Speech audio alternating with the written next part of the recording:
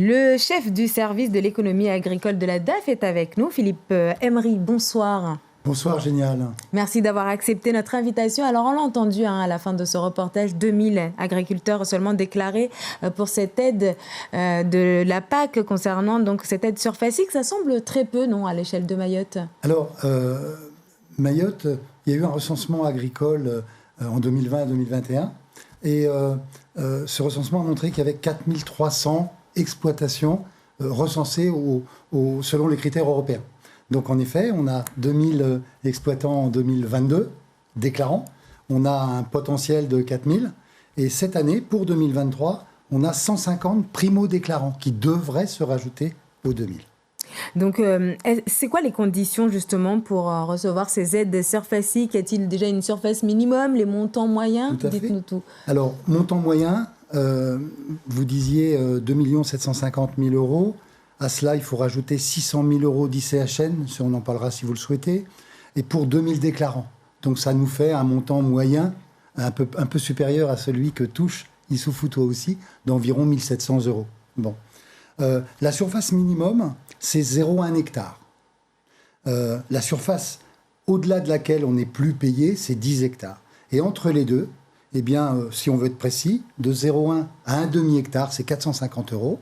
Ensuite, c'est au prorata de 900 euros. Et après, c'est 900 euros par le nombre d'hectares. Donc 9 000 euros maximum pour l'aide de base. Donc un montant qui n'est pas négligeable quand même. Pas négligeable. Alors, la surface moyenne des déclarants PAC, c'est 1,5 hectare à peu près. Voilà, mais il y a beaucoup plus petit puisque ça commence à 0,1.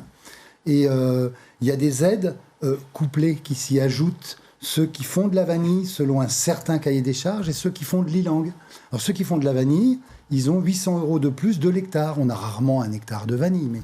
Et ceux qui font de l'ilang, ils ont 1 000 euros de plus. Et justement, on va de plus en plus vers l'agriculture bio ou l'agroécologie. Y a-t-il des aides spécifiques ici à ce sujet ou pas encore? Alors, pour cette année, on engage le bio.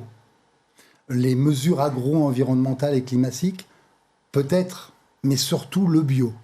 Et on a sur l'île référencé une trentaine d'agriculteurs pour environ 100 hectares, il y a un gros dedans, de bio. Donc il y a une aide à la conversion au bio, et selon les cas, ça dépend des cultures, ça peut monter jusqu'à 4 500 euros de l'hectare, et une aide au maintien. On est plus dans la conversion. Alors, ça vaut le coup de s'y intéresser, parce que beaucoup de cultures sont menées en bio, sans le savoir. Sans le savoir, oui. Voilà. Alors, il y a juste un point d'achoppement qui vient d'être réglé cette année, c'est qu'il faut d'abord passer par un organisme certificateur. Donc, on vient vous voir à la DAF ou pas du tout? Non. Alors, on peut venir nous voir, mais l'organisme certificateur, c'est un organisme qui va certifier le début d'un engagement. Et c'est un organisme privé qui est agréé. Et pour cela, on peut nous demander évidemment les coordonnées de cet organisme. Et puis, il y a quelqu'un qui travaille sur le bio dans le cadre d'un projet financé par l'Europe. Financé par l'Europe. Et ça sera le dernier mot. À qui on pourra donner, vers qui on dirigera les gens. Merci beaucoup.